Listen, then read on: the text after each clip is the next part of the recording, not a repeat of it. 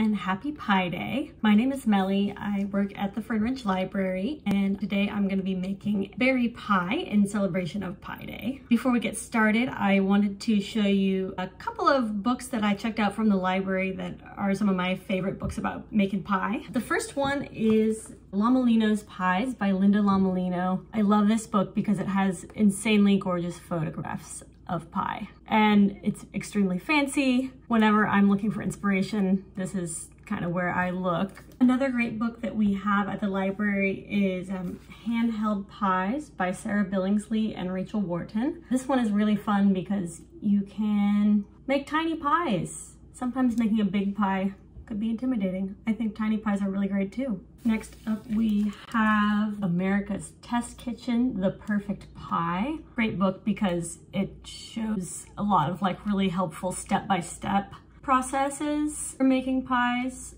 It also has good inspiration for me if I want to make a fancier crust. I also wanted to recommend the Complete America's Test Kitchen TV show cookbook. This is 2001 to 2010, the edition that I have. I think we might have this at the library as well. This is from my own personal collection. It's great for cooking anything, honestly, but I love it specifically. It's got my recipe that I use to make pecan pie. It's a great recipe. We also have recipes for key lime pie and lemon meringue pie that I've made before that are both phenomenal recipes. A little bit harder than today's pie, which is going to be berry pie. I actually, in 2018, I entered this berry pie along with several other pies into the Lane County Fair, and I won first place for this berry pie. So I'll show you my ribbon just to brag a little bit. Pretty cool to be able to say I got a first place pie.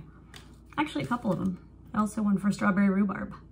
Since berry pie is a double crust pie, we are going to be using 2.5 cups of flour, and we'll be using 2 sticks of butter for the crust. I would choose unsalted butter if you have it. I only have 1 stick of unsalted butter in my fridge, as it turns out, so we're going to use 1 unsalted and 1 salted. If you have only salted butter, that's okay too. And we are actually going to be melting our butter today. In other pie crust recipes, you might use cold butter and cut it up finely, blend it with a pastry blender to get a flaky crust. For some reason, when I was 20 years old and making a pie for the first time, I decided that that would be too complicated. I didn't want to mess around with that. I was just going to melt the butter in the microwave and then use ice water to kind of incorporate it back in and get that flaky texture that we're looking for. We are going to melt the butter. I'm going to melt the butter on the stove, and while we're waiting for our butter to melt, we are just going to add in about a couple of tablespoons sugar. I usually do. I like to have a bit of a sweeter crust, sort of like a savory sweet going on. So I usually do like a couple tablespoons of sugar. Also add about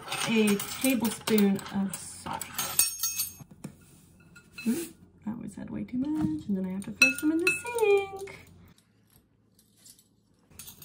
I want to show you guys one of my favorite little baking tools. This is a Danish dough whisk. It's really great for incorporating dough. I use it for making cinnamon rolls as well, and it is great for pie crust. If you don't have the Danish dough whisk, which I'd be surprised if you did because I've never heard of it until this year when I got one for Christmas, you can always use a fork. That's what I used to use for the past 12 years that I've been making pie. We'll mix up flour, sugar, and salt here, get it ready for the butter. Before you add your melted butter to the flour mixture, you are going to want to get your ice water ready.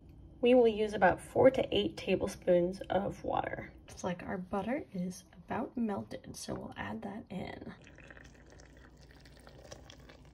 Now that we've added our butter into our flour mixture, we're gonna whisk it up. Again, you can use, I think the best thing if you don't have a dough whisk at home is just to use a regular fork, but dough whisk is working amazingly. It's really getting incorporated there. So you'll get kind of a crumbly mixture. At this point, it's still too crumbly to really work into a ball though. It would kind of fall apart if you try to roll it out. So that's where our water comes in. So we will take our water. I usually add a couple tablespoons at a time. So we'll do 1, 2. Stir, you can see it's gonna come together a little bit, get kind of sticky. Add a couple more at this point.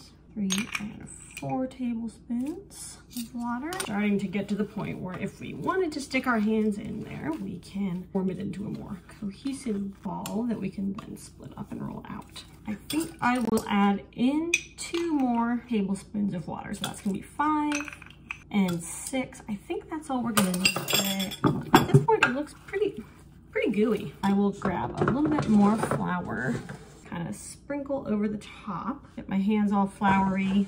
I flip it over in the bowl so that the sort of wet side is up again, just so that that extra moisture that we added with the water can get absorbed and get it back to the texture that we want it to be.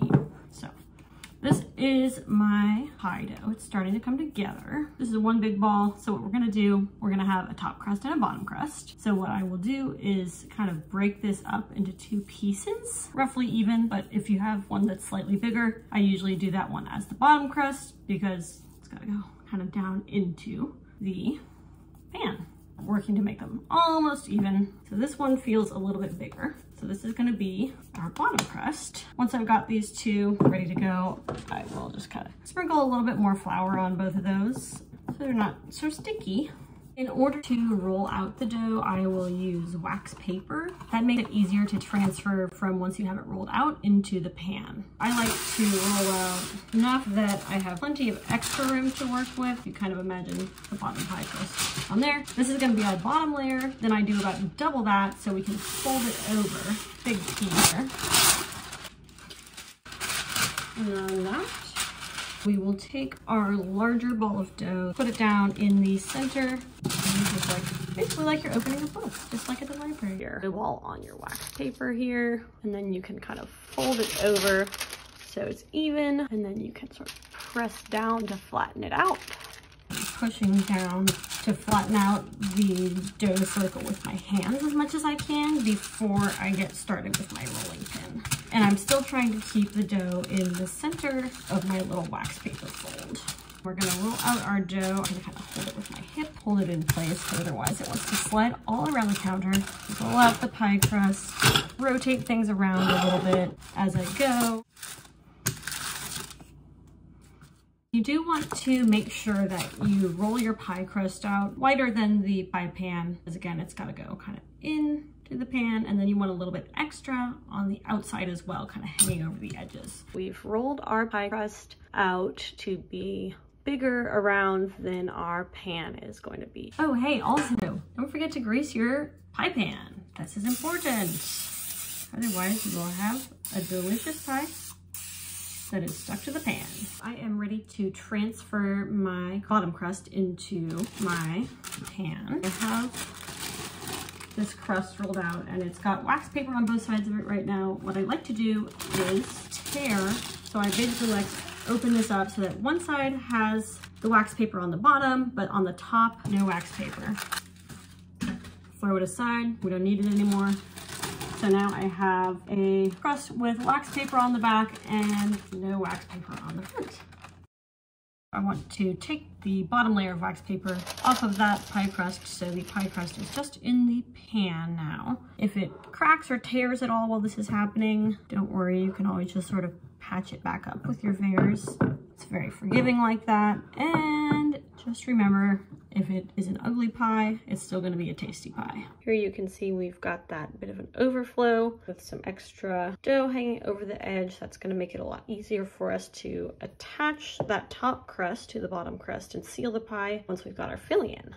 Berry pie is super straightforward, so of course you can use fresh berries if you want to, and that would be probably delicious, but it would also be a lot of work. I'm not going to do that today. I'm going to use frozen berries. This says 32 ounces. I'm going to add that as my first ingredient into our filling. And you can just add these frozen. You don't need to thaw them first. I will also add some minute tapioca. I actually use the recipes on the back of this box as a guideline for my fruit pies. Now they don't have a mixed berry pie on here, so we'll use strawberry rhubarb, I think. We will add probably about a couple tablespoons of this to our berries. And what this does is it will help us get a good texture for the filling, kind of absorb some of the liquid as the pie cooks. We also want to add sugar. I will add probably about, I don't know, I start with about half a cup, but I'm really kind of eyeballing it here just until it looks right. Kind of mixing it in.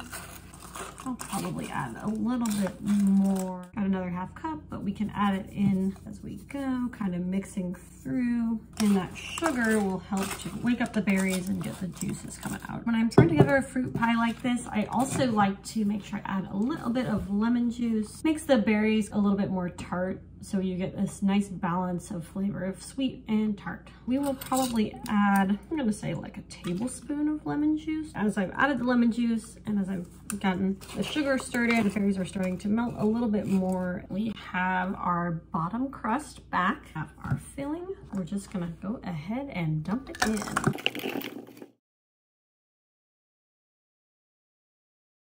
We're gonna roll out our top pie crust. So we will grab another similarly sized section of wax paper, grab our second round of dough, press it down again, and we'll keep that with wax paper on. Press some more and we'll roll. Oh hey, this is also the point when you should preheat your oven. We should preheat it to 400 degrees. You can start preheating your oven when you start the pie, but I like to wait until a little bit further on once we've almost got the pie all the way together, because things always take longer than I think they will. So you gotta find the balance between starting at the beginning, waste a bunch of energy, and forgetting until you say, oh look, I'm gonna put my pie in the oven, it's not on. Okay, now we're rolling. So again, we'll rotate the wax paper around at various points to get a good angle and get the crust rolled out nice and flat. We are going to, once again, lift off our wax paper from our top crust. Get that out of the way, you won't need it anymore. The top crust can be a little bit smaller than the bottom crust, because it'll just go right on top. It doesn't need to go right down into the pan so much. So we are gonna just lay that over the top of our pie, covering up that filling. We lift our wax paper off once again.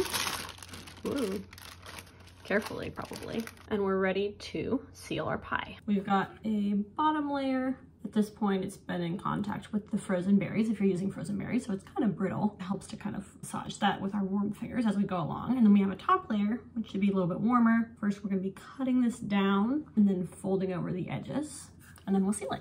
To cut that, we will use a small knife. So you want to have a little bit extra so that you can then fold the top up and under the bottom. So you're ending up with just a little pile of rolled out dough. You can see I've got these little scraps, which will come into play later. So why don't we, while we have these here, why don't we just sort of smoosh them back up into a little ball? And you can see we have a good deal left over. We can use that to decorate our pie. See, I just heard our oven beep. I'm not even ready. I feel like no time has passed. The bottom crust should be kind of brittle. You can sort of work it together with the top crust, warm it up with your hands to get it a little bit formed together. What you want to do is work the top crust kind of up and over and under the bottom crust, and then we can press it down onto the edge of the pan. And that way that creates a nice seal. If there are a few little gaps, little like cracks in your seal of your pie, that is probably okay. You want to get as much of it as you can sealed, but it doesn't have to be perfect. This is our sealed pie step one. There's a couple ways you can go from here. Probably the easiest thing is you can seal it with a fork. Take the edges of it along the edges of your pie, creating like 4 lines at a time here and pressing that down against the pan. That'll seal the pie. I like to do fluted edge, which is a little bit more complicated, but not too complicated. Do a fluted edge, you're gonna be taking the dough between your thumb and index finger of your left hand, and then the thumb or the index finger of the right hand kind of pressing the dough into this nice little shape. So from this angle, you can see the pie crust here. We will take our thumb and index finger on the left hand and then sort of press with our index finger on the right hand, just moving along to create a fluted edge. Here you can see a spot where there's a bit of a crack, so we'll try to seal that up if we can now. Our dough is very cold because of our frozen filling, so we're just gonna warm it up a little bit with our hands. Here is our finished fluted edge. To roll out the topper of our pie, we'll use a springy flour cookie cutter, and then we'll use our dough that we set aside, our leftover dough. We'll roll that out, stamp that, and we'll put it on top of our pie. It'll look super cute. Now I've got a little topper for our pie. Let's put it on there. Another important step, we want to make sure that our pie has ventilation so that it doesn't explode basically, because when it cooks in the oven, it's going to get really hot in there with all that juice from the berries. We want to give the steam a place to go so it doesn't burst in a place that we don't want it to go. So we cut a few slits in the pie, and we can do it kind of to match up with our little design that we have. I'll put the holes in between my little flower petals here. My dough is still pretty cold because my berries were frozen. I've decided at the last second that I want to do an egg wash on the top of my pie to give it some nice color, make it look really pretty when it comes out of the oven. I'm actually gonna consult Linda. She's got this great section of her book called Pie School that talks about how to get the crust just right. And there's a section about glazing the pie and what different types of egg wash will turn out like. We're gonna go for number 4. 1 whole egg plus a pinch of salt plus 1 tablespoon of water. The surface is somewhat shiny and has some color. Let's find out if I can crack an egg without making a mess on my first try. Not bad. If only I had saved that salt that I poured into the sink earlier. A pinch of salt? Is this a pinch of salt? I don't know what that means. We'll take our little brush and put that egg wash onto our pie. So we don't want to put too much on, just kind of, you're painting it a little bit. Get it kind of all covered up, the sides too, the middle bit, nice little flour. And you're not going to use the whole egg. It would be too much. Want to get a nice light coating on there. So here is our finished pie ready to go into the oven. It looks like a bit of a gooey mess right now, but that egg wash is going to help it have a beautiful texture and color when it comes out. We'll put the pie in the oven at 400 degrees for, this thing says 45 to 50 minutes, or until juices form bubbles that burst slowly. As we're going to bake the pie, I have a couple of little handy pie tools that are optional but nice to have. This is a pie catcher. If any of the juices from the berries drip over the edge of the pie, you can clean this and you don't have to clean your entire oven. So we will set the pie on top of this thing. I have what we call a pie shield, which you will place over the edges of the pie in order to prevent the edges from burning while the rest is still cooking, because those edges can get pretty toasty before the rest of the pie is done. Now, very important, and I've made this mistake before, if you have an egg wash, do not put this on first thing. Wait until about halfway through baking. Let's put it in the oven. Don't forget to set a timer. For what? 45 to 50 minutes. But actually, since we're gonna put our pie shield on, let's set a timer for, I don't know, let's set a timer for like 25 minutes and then check it. How about that? We have a pie in the middle of baking, not quite done yet. Those edges are getting nice and brown, so we're gonna put our pie shield on. If you don't have a pie shield, you can take little strips of tin foil and fold them around the edges of the crust. Now that we got it on there, we will put it back in the oven for, I'm a librarian, not a mathematician, I don't know, 20 minutes. We'll put it back in for 20 minutes. I had to do math off camera.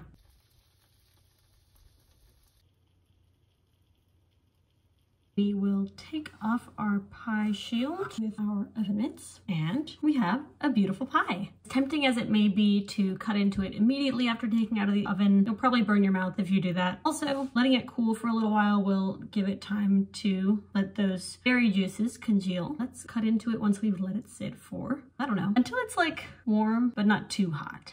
If you put it on a cooling rack, it'll cool faster and then you can eat it faster. We are going to cut into our pie. It's been almost 2 hours since I took it out of the oven. Let's see if we can get it out of here on the first try. It looks good.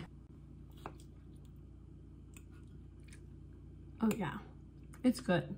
Nice flaky crust, good sweet and tart berries. Extremely delicious. I can recommend it.